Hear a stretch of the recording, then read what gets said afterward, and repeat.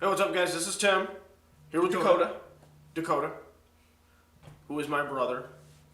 From the same mother. From the same mother. We share a matriarchal figure. Genetics. Similar gene structure. Almost identical. That's right. We're going to do top 5 with Tim. That's him. Alright, you guys know the drill by now. If you don't, go back and watch our other videos. I don't know where they're at. Located on YouTube. They're at this current time of your viewing. probably the left. Well, for now, but in 2 years, who knows? They might put them when they watch this, they're going to be like, what's he talking about? Yeah. Alright, let's get on to this. Okay, so basically, he's going to run through his top 5 board games. I don't really know what he's got in there. Kind of got a clue, but don't know his ranking. So let's start with your number 5. Number 5. Dead of Winter. Dead of Winter. I love this game. Zombies, awesome. Post-apocalyptic, awesome. I love it. What are you doing? Putting in the frame. You keep talking. Okay. You're the star of the show. I'm Vanna White. I love the crossroads with it. Every turn you draw a crossroads, and if it pertains to one of your characters, like you have different named characters, and if you draw a crossroads for that person, then it's interjected right now. Yeah, it's the entire group interacting with one of your characters. And you ultimately you have to make decisions in a lot of these. Yeah, it brings an element of role play to it. For you guys that aren't familiar with that mechanic, they even put it on the game that it's a crossroads game. Yeah. So, meaning if it were my turn, Dakota would draw a card, and if it pertained to my character, I would have to make decisions right then and there based on what was on the card. And it really, like, you could have a plan. You could be like, okay, we're going to do this. We don't think there's a traitor right now. And then, boom, a crossroads hit you. And that's another thing. The traitor aspect is at the beginning of the game, everyone is dealt a card, and you look at it without revealing it to anybody else. And there's an option where it says betrayal, and you could be a traitor. Yeah, so you could be working your own agendas, but the thing is, no one knows. And there might not even be a traitor in the game. So you act the entire time thinking that this guy is a jerk and screwing everybody over, but he's actually on your side. Yeah, because it just makes you suspicious and makes you really not trust anybody. We've had this on a couple top 5s now, and it really is more. It's like a social experiment because there's bad things going on around you, but it's really in the background. How you interact with your teammates and your fellow players is really what's kind of the key to the game. This last time I played with Chansey, I'm sure you guys have seen Chansey a bunch of times. Comic book man. Yeah. I was playing with Chansey last time. It was the first time I'd ever played with him, and he said every time that he plays, he gets exiled because of how he acts in the game. And he's like, man, if you exile me, I'm never playing this again. and then he turned out to be the traitor after we didn't exile him. It was, That's now I'm just going to exile him on principle. Just anytime. Every game. Yeah, it's a great game. Definitely worth a play. Yeah, for sure. I've had no negative feedback on this game. No, I love that game. Everybody that's played it has loved it. And it's been in several top 5s. The only thing that the only downside of it is it is kind of a long game that can probably take like an hour to 2 hours to play. It can, but it's fun the entire time. I think if you were you're to play always it more, doing something. Yeah, I think if you play it more, it becomes a little quicker. Yeah, because the crossroad element's kind of confusing. Trying to decide what you want to do and where you want to move can be kind of a. And I love that on the crossroads. There's like a ton of flavor text. Yeah, I love that. Yeah. It really builds like a drama for the situation, and you like put some music on in the background or something. It sets a mood for like the dread that really is coming into this. It's really great. Yeah, this is a great one. If this is number 5, I'm intrigued to see what the rest of your list looks like. Yeah. Let's do number 4. What do you got? Mysterium. That one's probably one you've seen on here before. Yeah, before you get into what you like about this game, this is not contrived or planned in any way. These are just games that people continually put on these lists. Mysterium is a great game. They're great games. The way I look at it, it's like Clue on steroids. It is. Yeah. That's how I always explain it to customers too. The thing about Mysterium is you have one player who is like the ghost, and you have everyone else who's playing like these psychic detectives that can interact with the ghost. Now, there are these cards, and they just have different art styles, and like they could mean something, they could not. They're all sorts of different things, and shows right on there some of the pictures that Tim's showing you. But at the beginning of each round, you have a specific person that you're trying to solve a murder, and so me and Tim, we can have completely different objectives here, where we're trying to figure out who the person was. It'll have a list of people, and it'll have their pictures. It'll have I don't know, like a butcher or a fisherman or a maid, whatever. Yeah, and it works in kind of levels. So you can't, like the same way with Clue. It's who, what, and where. Where is like the murder weapon, where it happened, and who died. what weapon. Yeah. And you can't progress so you start with a person, then you move to the place, and then the weapon. But you can't progress until you get it right. Yeah, you have to know which person it was. All the time, the ghost isn't talking to you. Yeah, they cannot talk to you. Yeah, the ghost cannot speak at all. All they can do is give you these pictures, these like little cards of art, and you have to look at this. Which are very list. abstract. They are. And they all have completely different art styles. Yep. Like they can be. It's hard to explain, but it's a lot of fun because you're like, oh, look at this. There's a bird on this picture. There's a bird in the background of this fisherman. But they might be just going conveying black. Yeah, that's another thing. Because that might be water or something like that. that. Last time I played with Brad, I handed him like 4 different cards, and he was like, it has to be this one. And I'm like, it's not. And you can't tell him, and it's completely co-op. Whereas Dead of Winter is, I would say, 90% co-op because there is an element of a potential traitor. Yeah, until you find out if there's a traitor. Which I love co-op games. Yeah. Co-op games. Actually, now that I think about it, all of these are co-op games. Don't tell. That's a great number 4. That's awesome. These 2 games are both so badass. They're so much fun to play. There's a lot of role play in both of them, I would say, because you're trying to really convey what is going on as the ghost in this game. It's really tough. What do you got for number 3? These are number 3. Less role play, but Pandemic. Probably another one you've had on here before that's popular, but Pandemic I don't know if Pandemic has been on before. No? I don't think so. That's surprising because I think Pandemic's great. It's fully co-op game, so all the players are going up against the game. Basically, the objective is you have the global map of the game, and you're playing as there's different roles like researchers or like containment specialists, different things. And you're fighting these 4 different viruses that are spread across the globe. And as they get worse and worse, they spread to different cities. And there's different colors of the virus, like red, blue, yellow. And they, as they get saturated across the globe, if it ever gets if the population gets too infected, then you lose. Right. There's one way to win. By killing all 4 diseases, but there's multiple ways to lose. You can draw out. There's a ton of ways to lose, but there's only one way to win. Yeah. And if you don't work together, then you're not going to get it. You're just not. Like if there's no communication, like you're just not going to win. This is one of the harder games that I've played. The thing I like about that one is it is pure co-op. Yeah. But you can play it on a little bit easier setting for newer players, or you can just go. There are these epidemic cards that go in there, and each time you draw an epidemic, it tells you the steps on what to do, and it just infects a ton of area on the game map. And as you add more epidemic cards to the deck, it increases the difficulty. And I mean, you can play with like 3, which I think that's about the standard. I think, or 3 or 4. 3 players. No, 3 epidemic cards.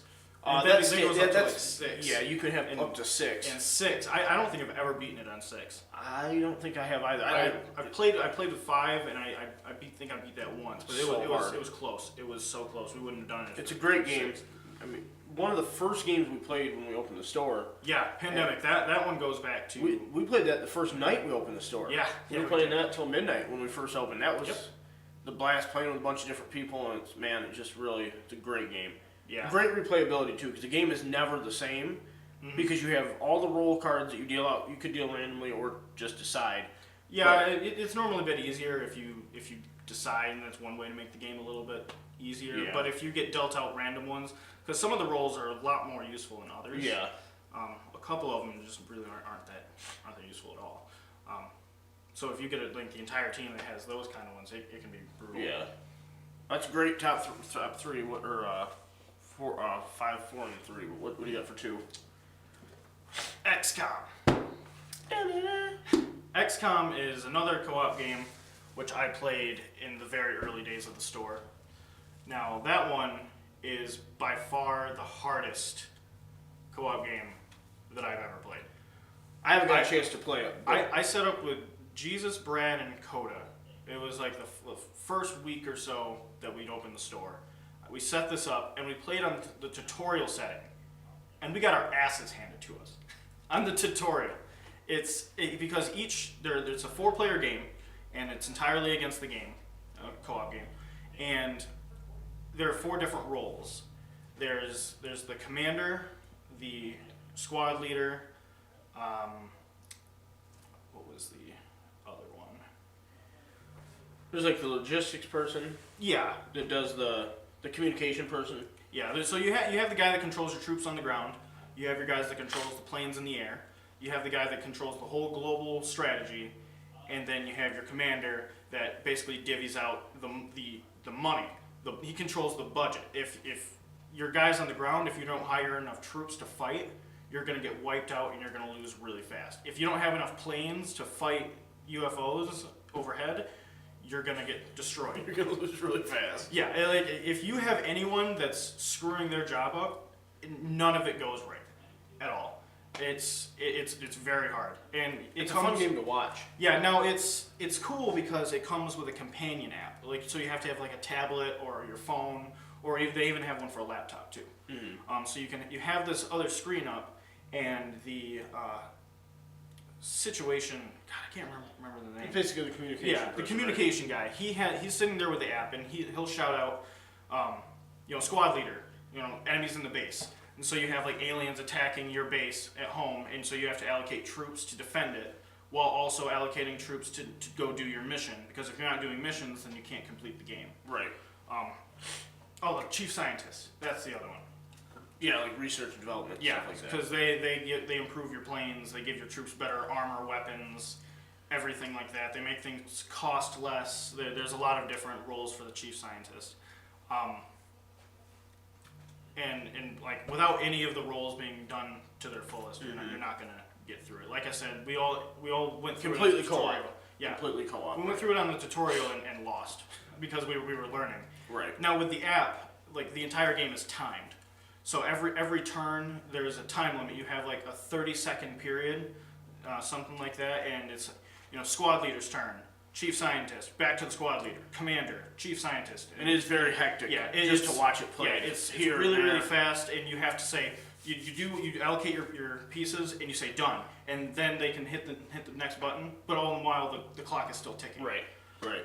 So if you're not making your decisions quickly enough, then you get penalized, and the entire time you have to be abiding by the budget. Mm-hmm. So if the chief scientist spends too much money on research, and there's not enough money to hire new soldiers, You're gonna suffer or there. not enough money to buy new planes, like and then if there's a deficit in the budget, you get hit hard with huge penalties, and it's bad, but it's a lot of fun. A lot of fun. I love it.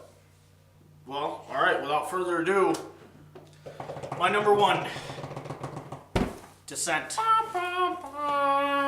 let's get that right there in the frame. That is numero uno. That's such a big box. Yeah, it is. Go ahead and talk about it. I'm just gonna show it. Now, Descent is, if you take D&D and you take out the role-playing aspect and you just do like the hardcore combat, this is the nitty-gritty of it. This one, it's a co-op game versus the Overlord. So one player will assume the role of the Overlord, and then everyone else picks a class and a character. I would say minimize the role play. Yeah, well, there's not, like I said, you kind of take the role play out for the most part. There's some Right. decisions in between battle scenes that you can make, like you come across a cave, like do you want to go in the cave? And it's like, Right. No, or yes, and you could be rewarded or you could be punished for doing so.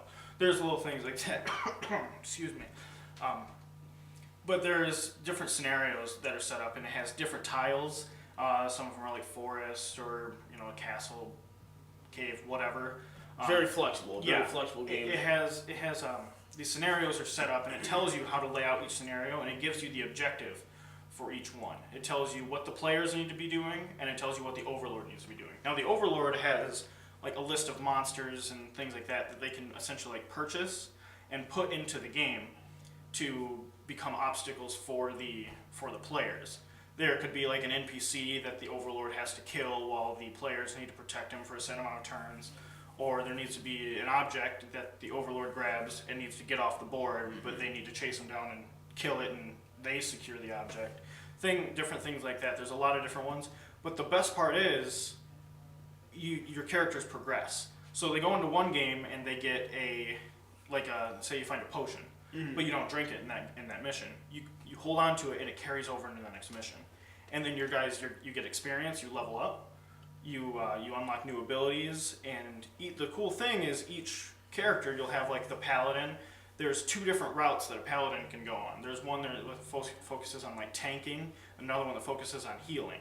There's different ways you can build your character. And what I really like is the dice. The way the dice got custom dice with it. Yeah, it has custom dice that it works with. And then there's the defense dice, which I like. So you roll and you take damage, say, okay, hey, you take 7 damage, but then there's a defense die you can roll. So you roll it and roll like 3 on it. It's like, okay, I take 3 damage off the top, so this is what I'm left with. And then you have like super powerful abilities that you can use once per session. Per scenario. Things like that. And there are items that you can get, like new shields, weapons. It's a really in-depth, like kind of RPG combat system that goes along. But the thing is, like, the Overlord progresses just like the players do. So they gain points along with you, Yeah. so that you don't out-level them, essentially. And the thing is, as the Overlord wins more games and more scenarios, they get stronger. Whereas the players, they progress slower than along that curve. It's a really hard game. Yeah, it is a really hard game. So like if you keep going and you keep losing to the Overlord, they're getting stronger and stronger. Right. It's harder to come back from it, but it's really cool because you can develop an entire campaign off of this. Right. Yeah, we just did that with Imperial Assault, which is the same game, just skinned with Star Wars. Essentially, yeah. It's made by the same people. Same kind of... Fantasy Flight. We had a top 5 with Ron, where all we did was kind of gush about Fantasy Flight. Well, Fantasy Flight's fantastic. Did a hell of a job with it. Yeah, I love Fantasy Flight. But yeah, they do. In Both fact, those games are great. Both of these are made by Fantasy Flight. What about Dead of Winter? I forget who made that. Dead of Winter is Plaid Hat Games. Oh, okay. Which that's great components and Yeah. all that too. Well, this is a good looking top 5. Now comes the part of the show where I show you how it should have been. Oh, okay. No, I rearranged. rearranged. Tell me my choices are dumb. No, I like to rearrange the games that I've played. Okay. Based on your 5. Now you said you haven't played XCOM. No, so that's have gonna you move. played everything else? I have. So XCOM is gonna move to my number 5. Let's see. I think Mysterium is my favorite. I really like Mysterium. Mysterium is great. Number 2 is Pandemic. 3 is Dead of Winter. Descent at 4, and then XCOM at 5, just because I haven't played it. Would you say that you like Imperial Assault more than Descent? I would, just based on the fact that I think it plays a little bit faster. Okay. But I like Descent a lot too when we played that. See, now I actually haven't played Imperial Assault. Imperial Assault's a lot of fun. Yeah, I haven't played it. It's a lot of fun. I think the way the cards are kind of set up is a little bit easier for me to kind of. It's a little bit of a cleaner aesthetic. Well, the thing is, the system is really, really simple. Yeah, it's very simple. It's very easy to pick up and learn. Yeah. I mean, if you have someone just explain everything to you, you don't really even need to look at the rule book. No, you don't. It's so easy. Stuff's on the back of your cards too. So, it's a great top 5. Very co-op laden. The only not true co-op game I would say would be this, but there are elements of co-op play in it. Yeah, I just say co-op because it's everyone working against the Overlord, which is their version of the game. But there actually is an upgrade pack that you can purchase for Descent, where the game runs itself as the Overlord. Yeah. And all the players can play against the game. Yeah. We I know you and I, we didn't. Well, at least me, before we opened the store, I didn't ever really play any co-op games. Did you? That was kind of a new thing. Not really, since we opened the store. Yeah. That really Jesus kind of showed us all these co-op games, and they're just so much fun to play. Yeah. Our local game master.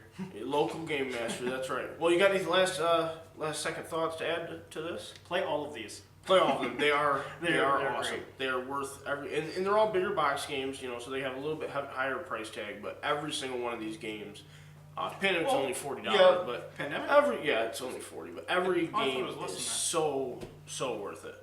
So, yeah, all of these are great games, and there's so much replay value for all of them. Yeah, absolutely. Then they're always a different game. None of these will play out the same ever. Yeah. Unless you play like 2 million times, you might get a duplicate here and there. But and remember, guys, kind of want to start pushing this open game night on Tuesdays. So this show usually airs on Thursdays. So the following Tuesday, feel free to come in any Tuesday. We have open board game night, open demo night. Get out here, call the store. Tell us you want to try Descent. Tell us you want to try Dead of Winter. We can get all these games in here for free demo. Yep. And if you demo them in the store that night, they're 10% off when you buy them. And it's especially good because I know, like, Descent especially is pretty expensive. Yeah, Descent's an $80 game, but if you think about the replay value with it, yeah, you're going to play the heck out of this, and you're going to be able to campaign it over and over and over again with different groups of friends. And all of the expansions they have out for Descent too. But for open board game night, it's such a good opportunity to come and play these more expensive games for free and get them cheaper. Yeah, and get a discount on them because they are so worth moving, getting on your shelf instead of mine because they are so much fun. Yeah, they're so much fun. So feel free to contact us, call us at the store here. Hit us up on Facebook, email us, do whatever works for you. But I want to see you guys down here and playing these games because they're great. Yeah. They're great. So make sure you guys like the video. Make sure you subscribe to the channel so we can keep putting this kind of content out. Like, comment, subscribe. Yep. Like, comment, and subscribe. But let us know in the comments below. Give us some feedback what you think of these games. What games you want to see us play through. Because we're really kind of starting to push. We want to get some gameplay up on the channel too. So let us know what you want to see. Let us know what you thought about Dakota's list and my rearranging. And thanks for watching, guys.